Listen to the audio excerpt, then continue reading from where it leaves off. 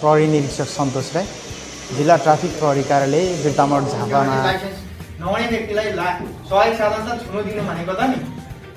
यदि दशा हो नि एकछिनको लागि त्यहीँ हो भाइ गरेर दाइ एकैछिन त्यहीँ चोकमा पुगेर आइहाल्छु भन्ने दाइ त नि दिनै हुँदैन।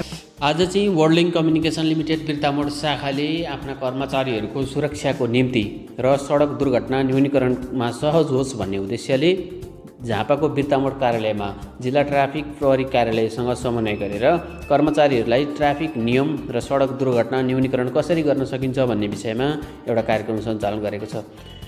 कार्यक्रमलाई सहजीकरण गर्नका लागि बिर्तामोड जिल्ला ट्राफिक प्रहरी कार्यालयबाट इन्सपेक्टर सन्तोष राई सर उपस्थित हुनुभएको छ।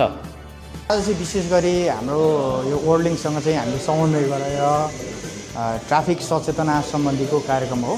यसमा चाहिँ विशेष गरी यो वर्ल्डिङमा कार्यरत सम्पूर्ण कर्मचारीहरू, यहाँ जति पनि कार्यरत कर्मचारीहरू हुन्छ उहाँहरू प्रायः चाहिँ सडकमै अब सधैँ हिँडिराख्ने भएको कारणले गर्दाखेरि उहाँहरूलाई पनि चाहिँ यो ट्राफिक अवेरनेस सम्बन्धीको केही कुराहरू चाहिँ सचेत गराउँ भन्ने हिसाबले हामीले चाहिँ आज यो सम्बन्धीको चाहिँ एउटा प्रस्तुतिकरण मैले यहाँ प्रस्तुत गर्न लागेको छु।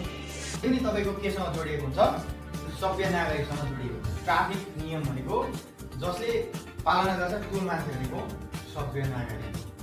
सभ्य नागरिकले नै भोलि के भन्छ त सभ्य समाज बनाउँछ। सभ्य समाज बनेपछि के हुने भयो त विकास हुने भयो।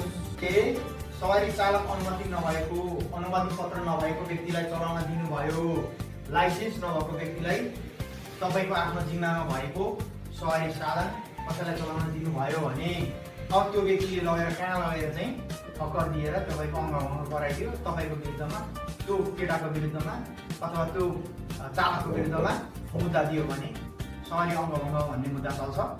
मुद्दा चलेको अवस्थामा त्यो मुख्य कसुरदारलाई हुने सजायको आधा सजाय चाहिँ तपाईँलाई हुन सक्छ। रातोले मैले राखेको छु नि यहाँ सजायको आधा सजाय चाहिँ अब त्यो व्यक्तिलाई नै हुनसक्छ है। बुझ्नुभयो? चलाउन दिने व्यक्तिलाई बुझ्नुभयो नि?